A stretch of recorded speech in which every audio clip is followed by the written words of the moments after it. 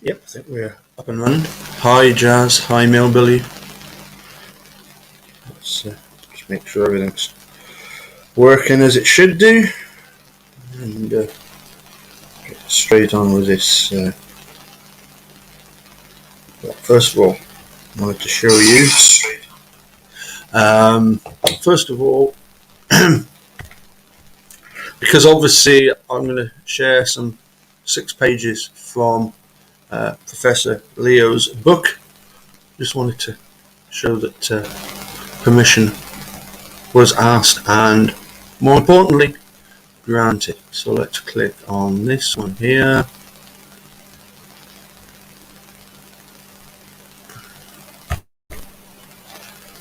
There we go. So yesterday, very pleased. When I got home last night, a short message from Professor Leo. I'd asked him if I could share 6 pages from the book, and he just wrote.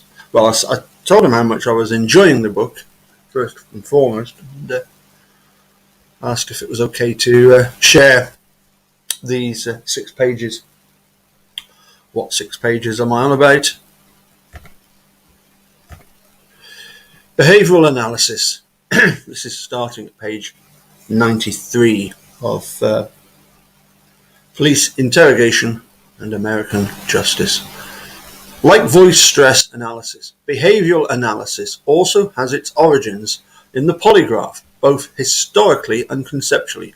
John Reed, one of the early pioneers of polygraph testing, first developed the idea of behaviour symptom analysis as a supplementary criterion in the scoring of polygraph charts in the 1940s. He later introduced it as a structured pre-test interview method, though it was not formally written up as a lie detection interrogation technique until 1986 by Reed and Buckley. According to Reed, truthful and deceptive subjects displayed different behavioural responses, i.e. body language, and attitudes to questions before, during, and after polygraph testing.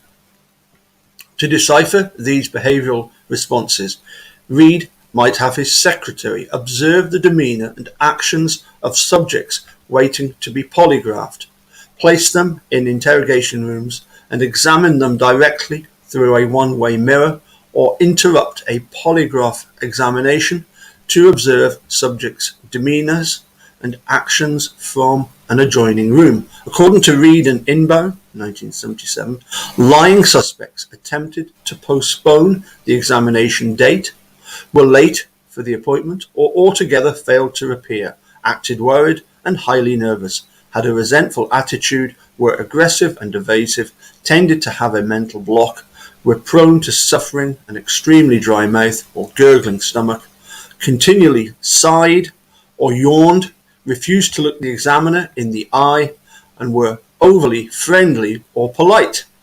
By contrast, truthful subjects requested or were glad to be given the polygraph exam, had confidence in the accuracy of the polygraph and the examiner, and were sincere and straightforward, completely cooperative, and not overtly polite or solicitous.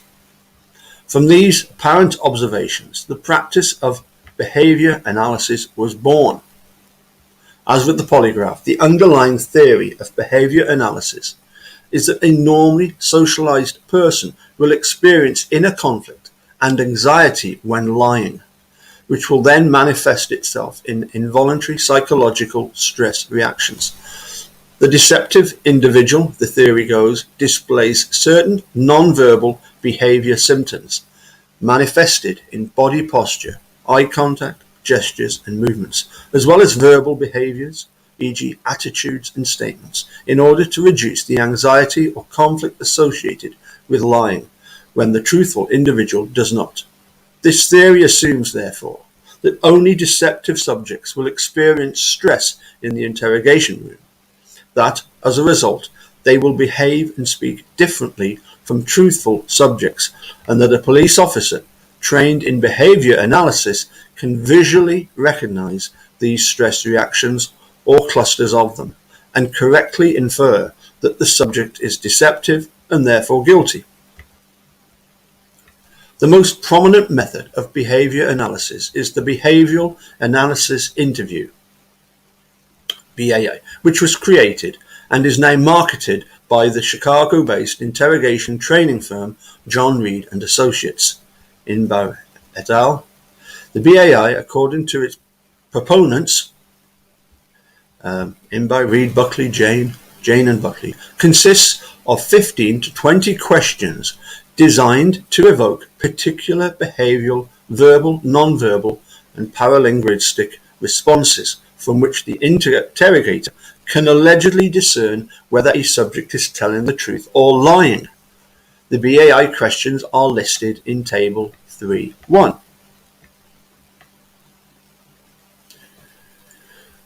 Behavioural Analysis Interview. Question: what is your understanding of the purpose for this interview with me here today? We are investigating the alleged crime. Did you commit the alleged crime? Who do you think did commit the alleged crime? Who do you suspect may have done this? Is there anyone you feel certain who would not do this? Do you think that someone purposely did this? Who would have the best chance to do this? How do you feel about being interviewed concerning this? Have you ever thought about doing the alleged crime? Why do you think somebody did the alleged crime? What do you think should happen to the person who did this? Do you think that the person who did this should be given a second chance? Tell me why you wouldn't do something like this. What do you think the results of our investigation will show with respect to your involvement in the alleged crime? Who did you tell about your interview with me today? The alleged responses of liars to these questions are listed in Table 3.2 in the introductory 3-day and advanced 2-day interview and interrogation training courses that I took in 1991. Reed and Associates advised police to treat as guilty and thus formally interrogate any suspect whose answers to 4 or more of the questions the detective felt were deceptive. So, in answer to those questions, the indicator of deception is more evasive, less emphatic in their denials, more likely to deny knowledge, less likely to name someone, again, less likely to name someone, less likely to admit that a crime took place, less likely to admit they had an opportunity, more likely to voice negative feelings, more likely to admit to having thought about committing a crime, less likely to give a reasonable motive, less likely to suggest serious punishment, more likely to give someone a second chance, more likely to answer in the third person, express long confidence in being exonerated, express less confidence in being exonerated, less likely to have informed their loved ones. Retraining in 2001 included the same instruction. Investigators are cautioned to look for clusters of behavioural responses indicating deception rather than a single response, to search out deviations from the suspect's normal behaviour patterns, to evaluate verbal, non-verbal, and paralinguistic behaviour simultaneously, and to assess the timing and consistency of the subject's behaviours and responses before determining deception. But in the Reed training that I received, interrogators were instructed that the rule of thumb should be that the suspect is untruthful. Modelled after the polygraph in both logic and application, the BAI purports to turn the investigator into a human lie detector and to use the results, whether real, imagined, or invented, as a technique for successful interrogation. The BAI was invented as an acceptable substitute for the polygraph in situations where a polygraph exam was too costly, too time-consuming, or not legally permitted. Wicklander, 79 and 80. As an interrogation tool, the BAI may be superior to the polygraph insomuch as the detective needs far less training. 1 day or less will usually suffice, need not rely on any equipment or mechanical device, and can allegedly visually assess whether the subject is guilty. After the passage of the Federal Employee Polygraph Protection Act of 1988, which prevents most private sector employers from requiring job applicants and current employees to take polygraph screening tests, the BAI has, according to its proponents, become a standard investigative technique. Just as the polygraph was a functional alternative to the third degree, the BAI has become a functional alternative to the polygraph.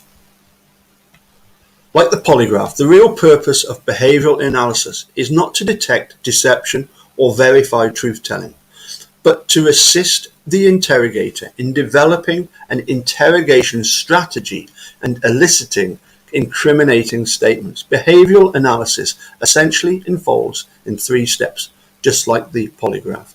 The investigator engages in rapport building, observation, administers the questions, including the so-called control questions, and then engages in post-test interrogation. Some of the test questions are designed to gauge the suspect's psychological weaknesses so that the investigator can more effectively manipulate the suspect's perceptions in the post-test interrogation. For example, the objection question, "Why wouldn't you do something like this?" is intended to identify the suspect's fears of confessing so that the interrogator may fashion an interrogation strategy to overcome them. Just as the motive, "Why do you feel someone would have done this?" and second chance questions, "Do you think the person who did this would deserve a second chance under any circumstances?"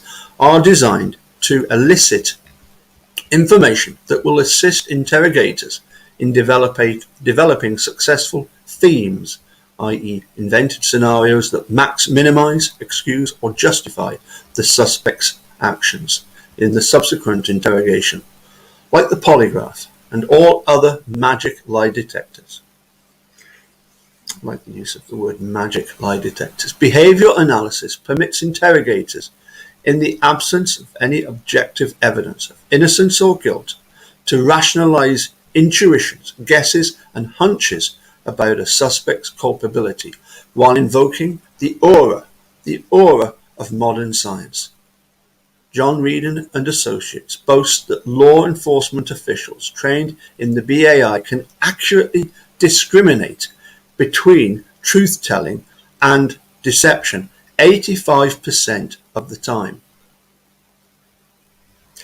But there is no credible empirical evidence to support this claim.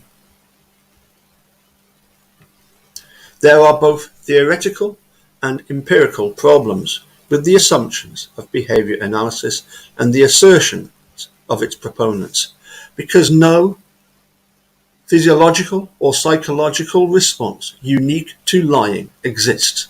The theory of behavior analysis is simplistic, if not altogether implausible. Since there is no behavior unique to deception, there is no logical basis for asserting that the act of lying leads to specific or clustered non-verbal, verbal, or paralinguistic behavior symptoms. The act of telling the truth may produce the very same symptoms.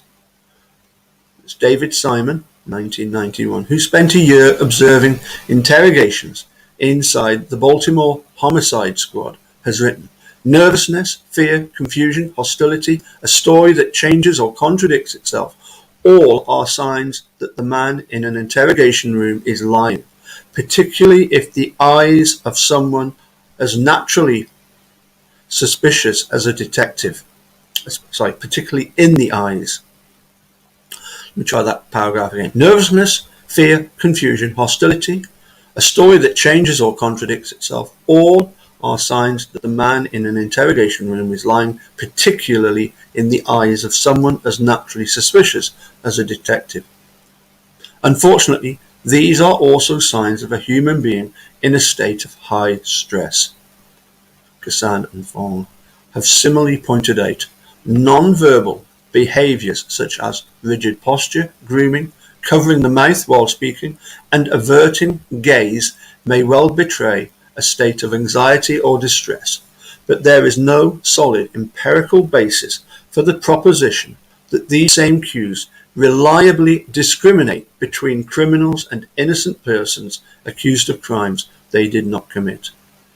And just as one cannot assume that the act of lying leads to certain behaviour symptoms, so too one cannot reason backwards from the existence of such symptoms to infer the act of lying. This is the logical fallacy known as post hoc ergo propter hoc. Numerous controlled studies have shown that people generally are not good intuitive judges of truth and deception. Miller and Stiff, 1993, Bond and DiPaolo, 2006, typically performing at no better than chance levels of accuracy.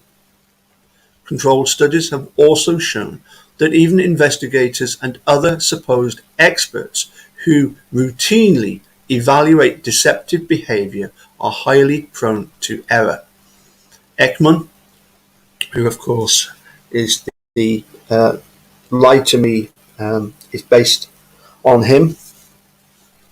Ekman and O'Sullivan, 1991. Ekman again, O'Sullivan and Frank. Moreover, Kasson and Fong have shown that police interrogators and others specifically trained in the BAI not only fail to discriminate accurately between true and false denials much of the time, but also that behaviour analysis training actually lowers the ability of police interrogators to discriminate accurately between true and false denials. Further, such training inflates their confidence in their judgments. See also Meisner and Kassan, Frischmann and Fisher, who also empirically tested the behavioural analysis interview, found that the BAI questioning led to differences between liars and truth tellers, but the difference was in the opposite direction to that anticipated by Inbau and all. They expected liars to be less helpful in investigations and to exhibit more nervous behaviour. In fact, liars were more helpful and displaced less nervous behaviour. By authoritatively claiming that police interrogators can somehow divine whether suspects are lying or telling the truth based on a post hoc assessment of their demeanour, attitudes and gestures, police interrogation training manuals, courses and firms prime investigators to believe that they are human lie detectors who can justify their presumptions of guilt and use them to effectively elicit confessions.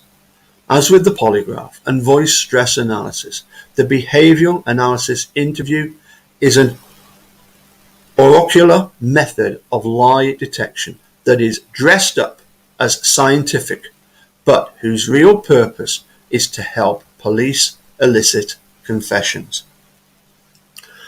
So that's a little bit there about the the book, Police Interrogation and American Justice. Hoping to have, as I say, Richard Leo back on sometime for a chat soon. And as I say, hopefully a week today. I think it's 3:30 in the afternoon my time. Should be having a chat with Mark Godsey. Okay, thank you all for tuning in. I noticed you all enjoyed the chat with Mark and Stacey, and also enjoyed the dude's video. It's actually on his Eric Jose on Doctor Who site. So if you want to get the better quality version of it, then by all means do so. But that's the only way I could share it, was just to put a camera in front. Anyway,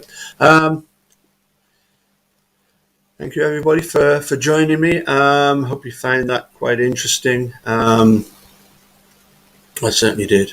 Very interesting finding out about how interrogations have evolved. But let's be absolutely clear about this. The whole purpose of the interrogation, and I know that the Reed and Sons, they tried to deny this and say that wasn't what happened in Brendan's interview. Let's be clear about this. The whole purpose, once you have somebody in the interrogation room, that their main aim, their sole aim, is not to find the truth at all. It is to get a confession. When Fremgen and Edelstein mention that in Making a Murder, they are absolutely correct. And Reed and Sons' attempts to try and tell otherwise are just nonsense. Anyway, I shall continue reading the book. I'm up to about page 116 of 300 odd, so got a bit more to go yet.